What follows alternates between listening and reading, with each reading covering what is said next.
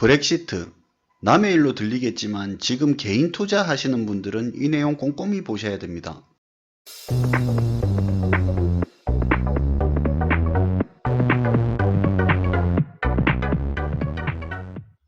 안녕하세요. 캔들피그와 김하백의 나불대화 시간입니다. 오늘 주제는 브렉시트인데요. 유럽연합 EU에서 영국이 탈퇴하는 내용이죠. 사실 오늘 예정된 주제는 다른 주제였습니다. 브렉시트는 예정에 없던 내용이었는데요. 김하백님이 브렉시트에 대해서 이번 주에 꼭 다뤄야 된다고 하니까 왜 그런지 한번 물어봐야 되겠습니다. 김하백님 반갑습니다. 네, 안녕하세요. 반갑습니다. 오늘 원래 대북철도 관련해서 경제적으로 이야기해 주신다고 했잖아요. 네. 갑자기 브렉시트로 주제를 바꾼 이유가 뭡니까? 원래는 대북철도 관련해서 재밌는 얘기를 하려고 했는데요. 그러려고 했잖아요. 예, 근데 어제 혼자 멍 때리면서 이래 생각하다 보니까 구독자 중에 분명히 주식하는 분들도 꽤 있을 건데. 많아요. 예, 그분들한테 도움되는 내용을 이래 한 번쯤 소개하는 것도 좋을 것 같아서 그래서 준비했고요. 그리고 영국에서는 이 브렉시트 문제로 지금 난리도 아닌데 당장 국내 경제기사나 뉴스를 보면 잘 안 나오더라고요, 지금. 그래서 개인 투자자들 입장에서는 이게 지금 굉장히 중요한 뉴스인데 소외되는 느낌이 들어서 최소한 우리끼리라도 이런 내용은 공유해서 미리 대비하면 좋지 않을까 그런 생각이 문득 들어서 소개하는 겁니다. 아, 예. 당장 재밌게 경제 정보도 공유해서 상식을 넓히는 것도 좋기는 한데 물론 위험이 올지 안 올지 장담은 못하지만 그래도 발생할 수 있는 위험을 대비해서 나쁠 건 없으니까 그런 취지에서 소개 드리는 거니까 주식하는 분들은 오늘 내용 참고하시면 좋을 것 같아요. 그럼 오늘 다루는 브렉시트 주제는 구독자 중에서도 주식 투자하는 분들에게 돈이 될지도 모르는 그런 내용이 될 수도 있겠네요. 예, 듣는 사람에 따라 좀 다를 수는 있겠지만 그런 내용입니다. 시청자분들 오늘 내용 돈이 될지도 모르는 정보랍니다. 잘 한번 들어보세요.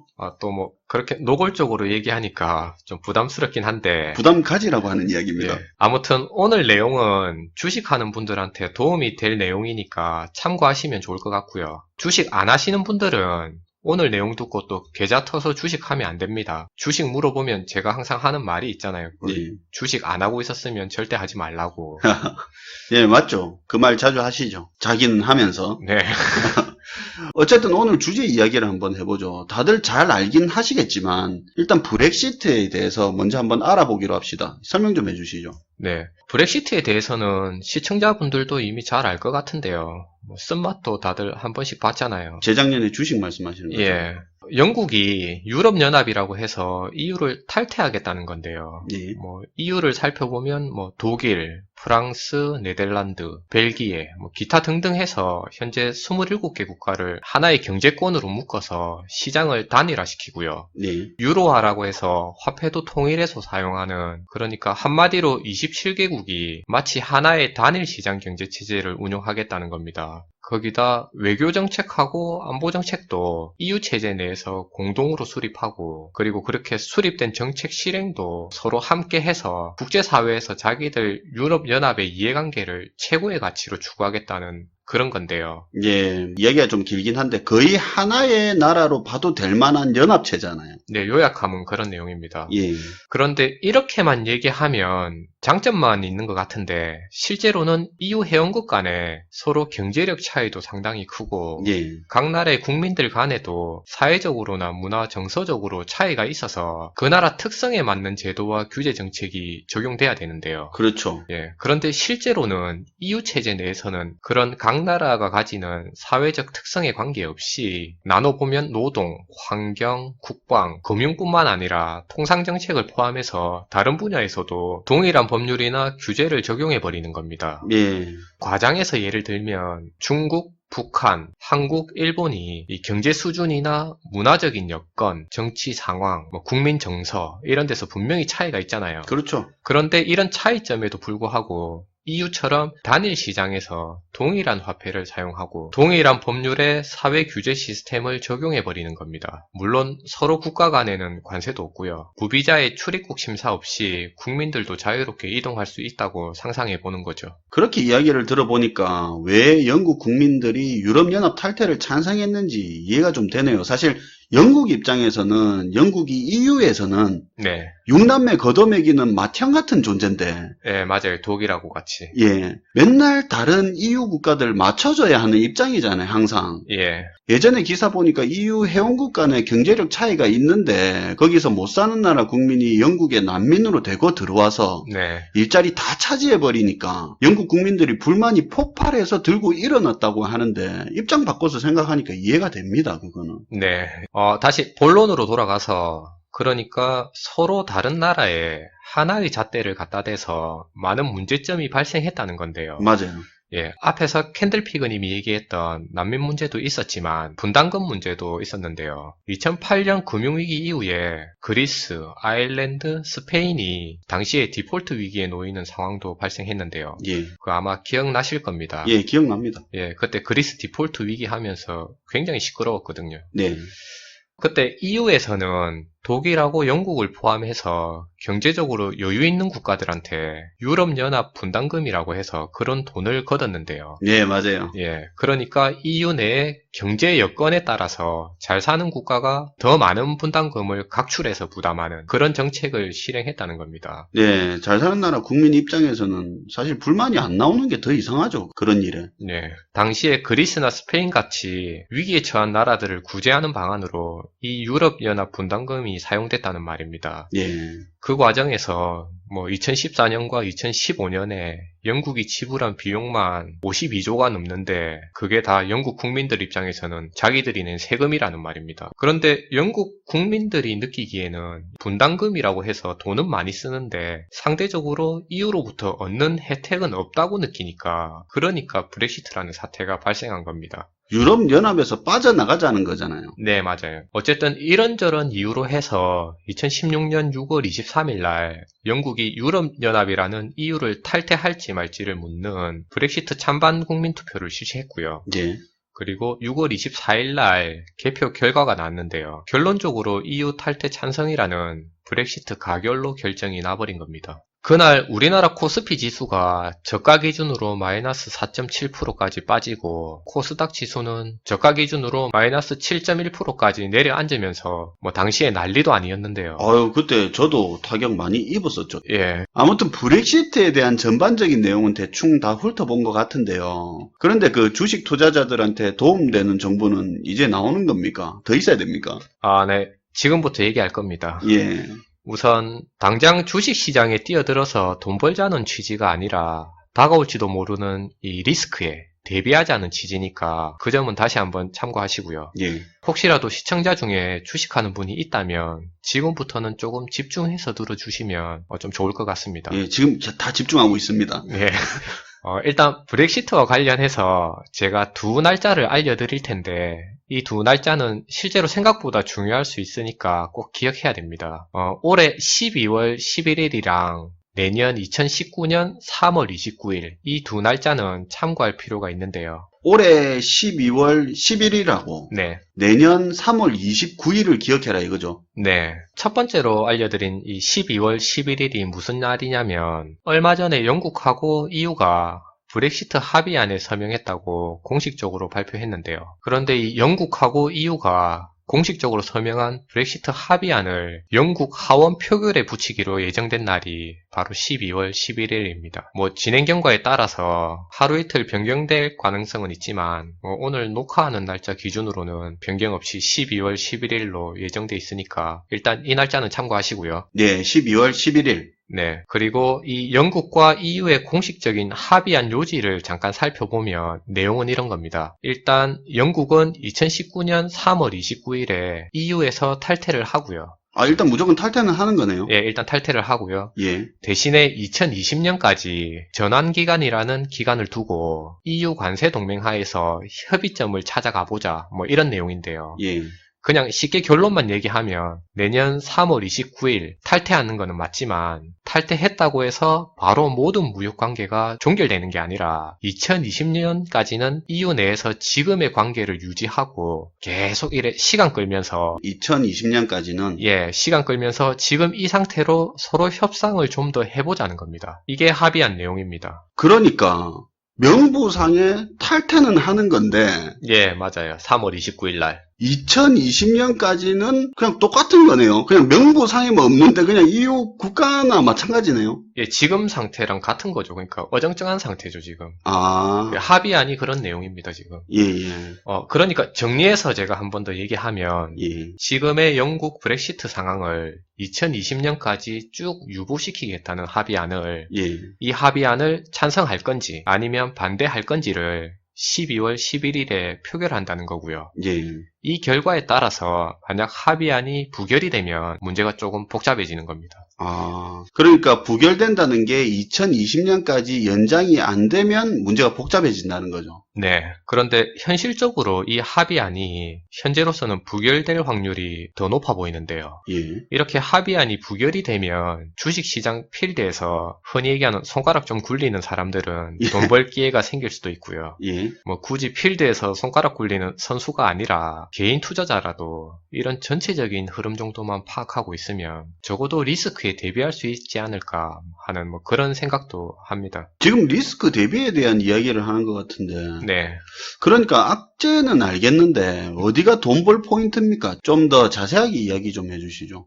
일단 영국이 EU를 탈퇴하는 형태를 세 가지로 나눌 수 있는데요. 예, 탈퇴하는 방식이라든지 그리고 영국이 EU를 탈퇴했을 때 뭐 영국 GDP가 얼마 손해라든지 영국 국민 1인당 소득 감소가 얼마나 커진다든지 하는 그런 피해 규모 같은 내용은 지금부터 중요한 거 아니니까 다 생략하고요. 아, 그런 거 다 필요 없고. 예, 그런 거 그냥 궁금하신 분들은 각자 찾아보는 걸로 하고 그냥 넘어갈게요. 그 부분은. 예, 예, 우선 브렉시트와 관련해서 전체적인 시나리오를 살펴보고 대응할 필요가 있는데요. 예, 현재 상황을 감안한다면 최종적으로 영국과 관련해서 앞으로 나올 수 있는 기사는 간략하게 얘기하면 두 가지 중에 하나입니다. 예, 첫째로 이런 기사가 나올 수 있는데요. 영국과 EU의 합의안이 12월 11일 날 영국 하원에서 가결돼서 예. 그래서 영국은 2020년까지 EU와의 합의안대로 전환기간을 두고 계속 유보한다는 건데요. 지금하고 똑같다는 말이죠. 네, 요약하면 그 내용이에요. 예, 이 경우에는 현재 시장 상태가 그대로 유지된다는 말이고 또 합의안 부결이라는 악재가 해소되는 거니까 당연히 주가에 미치는 영향은 적을 겁니다. 예. 뭐 적은 게 아니라면 주가가 일시적으로 오를 수도 있는 상황이 될 수 있는데요. 아, 그럴 수 있죠. 예, 악재가 해소되니까. 예, 그러니까 합의안 가결은 개인 투자자 입장에서는 뭐 당장 긴급하게 대응할 사안은 아니라는 말입니다. 예. 12월 11일 날 투표하는 게 가결되면 한마디로 영국이 유럽연합 빠져나가는 게 2020년까지 연장될 수 있다는 이야기인데 일단 이렇게 되면 우리들이 특별히 급하게 움직일 건 없는 거네요. 네. 그리고 두 번째 경우가 영국과 EU의 합의안이 12월 11일 날 부결되는 경우인데요. 예. 지금 상황에서는 이 경우가 뭐 가능성이 조금 더 높아 보이는데 왜 그렇습니까? 이게 왜 그렇냐면 브렉시트를 찬성하는 쪽도 합의안을 부결시키려고 하고 있고 예. 그리고 브렉시트를 반대하는 쪽도 지금 이 합의안을 부결시키려고 하기 때문인데요. 그러니까 브렉시트 찬성파와 브렉시트 반대파가 모두 이번 합의안에 대해서 공통적으로 반대하는 입장이라는 겁니다. 그러니까 브렉시트 찬성파, 반대파 둘 다 연장을 하지 말자는 건데 왜 그렇죠? 풀어서 얘기하면 이런 건데요. 브렉시트를 찬성하는 쪽은 EU를 탈퇴하자는 입장이잖아요. 그렇죠. 그런데 앞에서 얘기했듯이 합의안을 살펴보면 일단 탈퇴하는 건 맞지만 예. 3월 29일 날 예. 어쨌든 2020년까지 지금처럼 EU에 계속 남아서 협의를 계속 진행해보고 정 안 되면 되돌릴 수도 있다는 그런 내용이니까 브렉시트 찬성파 입장에서는 시간 끌기 하지 말고 빨리 EU 체제에서 벗어나자는 뭐 그런 입장인 겁니다. 그렇죠. 예. 그건 이해가 가고. 네. 그리고 브렉시트를 반대하는 쪽은 EU 체제 내에 남아있자는 입장인데 예. 합의한 대로라면 2019년 3월 29일 일단 탈퇴를 하고 예. 결정된 거잖아요. 예, 그 탈퇴를 하고 대신에 2020년까지 EU랑 꾸준히 협의를 해서 전환기간을 통해 최대한 영국의 데미지를 줄이면서 탈퇴하겠다는 뭐 그런 내용인데요. 예. 합의안이. 그러니까 여기서 키포인트는 뭐 내용이 어찌됐든 간에 탈퇴하겠다는 점입니다. 그렇죠. 그러니까 결국에는 브렉시트를 반대하는 쪽에서도 이 합의안에 반대하고 나섰는데요. 예. 결국에는 탈퇴한다는 내용이 들어있으니까 마음에 안 드는 겁니다. 아, 그런 의미에서 그냥 반대해버리자. 그냥 그런 거네요. 예, 자기들은 남아있자는 주장이니까요. 예, 이런저런 내용을 살펴보면 결국에는 합의안이 부결될 가능성이 현재로서는 높아 보이고요. 예, 이렇게 되면 합의안을 다시 작성하든지 메이가 예, 아니면 브렉시트 찬반 국민투표를 다시 실시하든지 예. 그것도 아니라면 메이 총리가 물러나고 또 조기 총선을 하든지 뭐 하는 그런 상황이 발생할 수 있다는 말인데 합의안을 다시 작성하든지 브렉시트 찬반 투표를 다시 하든지 아니면 뭐 총리가 물러나든지 그런 상황이네요. 예, 조기 총선을 하든지 뭐 예. 그런 상황인데 뭐 어쨌든 합의안을 다시 도출하든 국민투표를 다시 하든 뭐 아니면 조기 총선이든 뭐든 간에 예. 이 모든 걸 2019년 3월 29일이라는 이 날짜 안에 무조건 처리해야 되는 겁니다. 아, 그 전에 처리를 다 해야 되네요. 예, 이날은 무조건 탈퇴되는 거니까요. 예, 그래서 이날이 영국이 EU를 탈퇴하는 시점이고요. 예. 그래서 이 날짜를 기억할 필요가 있습니다.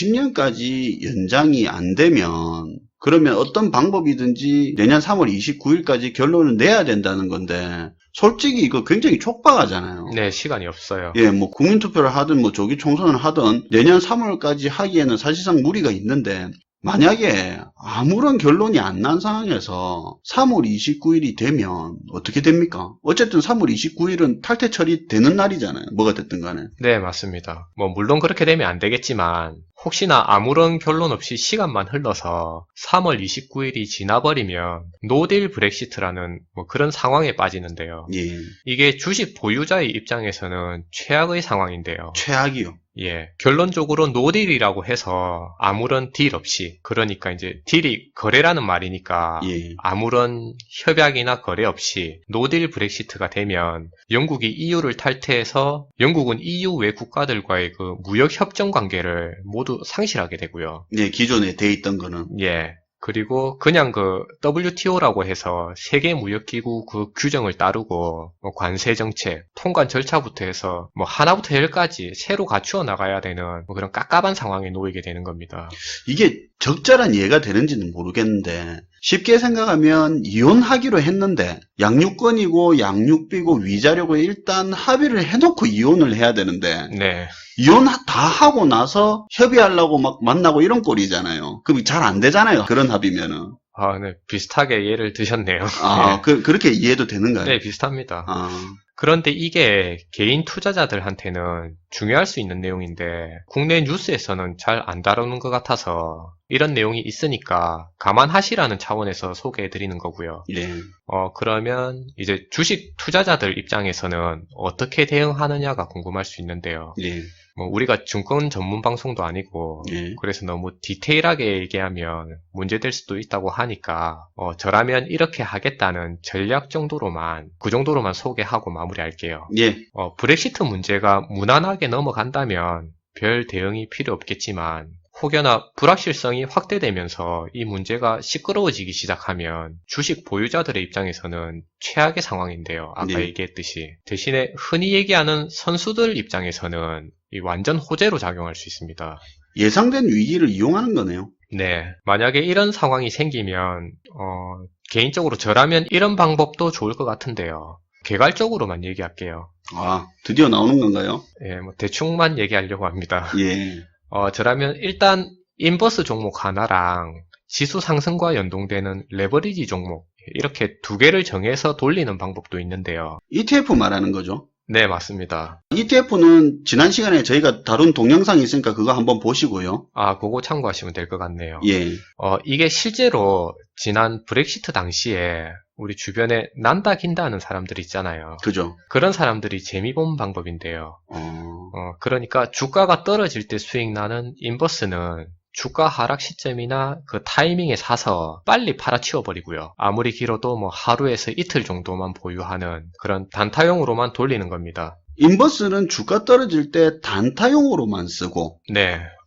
그리고 지수 상승과 연동된 레버리지 종목은 주가 폭락 시점에서 이래 분할해서 예, 그러니까 살라미로 물량을 늘려가면서 최소 2, 3주 이상 보유해서 적당한 타이밍에 이래 털고 빠져나오는 그런 방법을 사용하는 건데요. 예, 저 같으면 두 개의 계좌를 따로 터서 돌리고 그렇게 운영할 것 같은데 그냥 저런 방법도 있구나 하고 뭐 참고 정도만 하시면 좋을 것 같아요. 뭐 이거는 여담이지만 우리 주변에 각종 기법들 있잖아요. 예. 뭐 21선 기법이니 뭐 신의 한수 기법이니 하는 예. 각종 이름 붙여서 차트 보고 하는 그런 기법에 혹하는 경우가 많은데 예. 제가 아는 바에 의하면 선수들 그런 기법 사용하는 경우 거의 잘 없거든요. 잘 없어요. 그리고 자기들 쓰는 방법은 되게 단순하던데. 네. 그리고 뭐 절대 기법이라는 거는 실제로 없습니다. 존재하지도 않고요. 예. 그러니까 이제 그런 거에 흔들리지 말라는 얘기도 꼭 하고 싶어요. 예, 그거 좋은 말입니다. 아무 일이 없으면 다행이지만 혹여나 브렉시트 문제가 가시화된다면 앞에 드린 내용에서 이래 힌트 얻으시면 이래 생각하시는 것보다 상당히 괜찮지 않을까 하는 그런 생각이 들고요. 예. 다시 한번 얘기하지만 앞에 내용은 투자 권유하는 내용은 아니니까 그냥 저런 방법이 있구나. 일부 선수들은 뭐 저런 방법을 쓰는구나 하고 참고만 해주시면 좋을 것 같습니다. 당연하죠. 그 시청자 여러분 다시 한번 공지합니다. 지금 한 내용, 앞으로 할 내용 투자 권유가 아닙니다. 참고용으로만 말씀드린 겁니다. 맹신하시면 안 됩니다. 그건 그렇고 설명을 듣다 보니까 저도 궁금증이 하나 생기는데요. 이것만 해도 진짜 큰 거라면서 추가 질문 자꾸 하지 말라고 하시는데 네, 그만하세요 이제. 요거 하나만 더 물어볼게요. 아까 들어보니까 인버스는 하루 이틀만 짧게 치고 빠지고 네, 지수 상승하고 관련된 종목은 인버스보다는 길게 가져간다고 했는데 이유가 뭡니까? 아, 참 그리고 그리고 하나 더 악재 터지고 시장 박살 날 때 네. 저평가된 주식 개별 종목을 잘 골라서 그렇게 해서 사도 될 것 같은데 왜 굳이 지수 상승 레버리지 관련 종목을 사야 되는 거죠? 그 주식 흐름에서 예. 대세 하락기 같은 경우를 제외하고 일반적인 증시 흐름에서 뭐 예를 들어 돌발적인 악재가 나오는 경우가 간혹 있는데요. 예. 예전에 브렉시트 같은 경우겠죠. 예. 그런 돌발성 악재가 나오는 경우에는 주가가 하락하는 속도가 나중에 주가가 회복할 때의 속도보다 빠른 경우가 대부분입니다. 그렇죠. 예, 그러니까 쉽게 얘기하면 주가 하락은 단기간에 일어나게 되고 단기간에 일어난 주가 하락 이후에 이제 주가가 회복하는 기간은 엄청 더디고 느리게 일어난다는 말인데요. 아, 그러니까 주가 하락에 베팅하는 인버스는 짧게 들고 가고 그렇죠. 예, 주가 회복에 베팅한 지수 상승 레버리지는 이렇게 분할 매수로 해서 예. 이제 최대한 매수 단가를 맞추고 인버스보다 길게 들고 가는 그런 전략을 펼치는 겁니다. 아, 레버리지는 분할로 가라 이 말이네요. 예, 분할로 인버스보다는 길게 들고 가는 거죠. 회복하는데 시간이 걸리니까. 예. 그리고 두 번째 질문이 왜 지수 상승 레버리지에 투자를 하느냐. 저평가 예. 개별 종목을 안 가고 왜 레버리지로 가느냐. 네. 저평가된 개별 종목 대신에 지수 상승 레버리지 같은 종목을 사야 되는 이유를 물어봤는데 오늘 브렉시트 얘기하다가 괜히 주식 얘기 꺼내서 이거 탈탈 털리네요, 지금. 말 꺼낸 김에 한번 해주세요. 이유를 굳이 얘기하면 주식하는 분들 다들 경험해 봤을 건데요. 그런 경우 많잖아요. 돌발 악재로 지수가 폭락해서 내가 가진 종목이 지수보다 두세 배 떨어졌는데 그렇죠. 예, 그래서 지금 손실이 마이너스 20%, 30% 됐어요. 예. 그리고 시간이 지나서 이제 지수는 계속 회복되고 예. TV 틀어서 증권방송하고 뉴스 같은 데서도 외국인들 자금도 다시 들어오고 국내 증시가 회복됐다고는 하는데 정작 내가 가진 종목은 회복도 안 되고 그대로인 겁니다. 아, 예. 예, 이런 경험 다들 해봤을 거예요. 예, 많죠. 예, 그래서 지수가 회복될 때 2배 정도 수익이 나는 지수 상승 레버리지 같은 그런 종목에 베팅하는 방법도 있다고 이제 제가 팁을 드리는 거니까 예. 그냥 저런 방법이 있구나 하고 참고하시라는 겁니다. 아유, 감사합니다. 오늘 해주신 말, 사실 이게 어떤 가치가 있는 줄 제가 잘 압니다. 진짜 감사합니다. 오늘도 김하백님이 좋은 이야기 해주셨습니다. 일단 김하백님이 한 이야기대로 브렉시트가 흘러간다고 볼 수는 없습니다. 사실 의견 정도로만 생각하시기 바랍니다. 투자 권유가 아니니까 분명히 새겨드리시길 바라고 오늘은 브렉시트 이야기와 브렉시트 악재를 이용하는 투자 의견을 들어봤습니다. 캔들스토리 식구가 되고 싶으시면 구독 버튼 눌러주세요. 지금까지 김하백 캔들피그의 나불대화 시간이었습니다.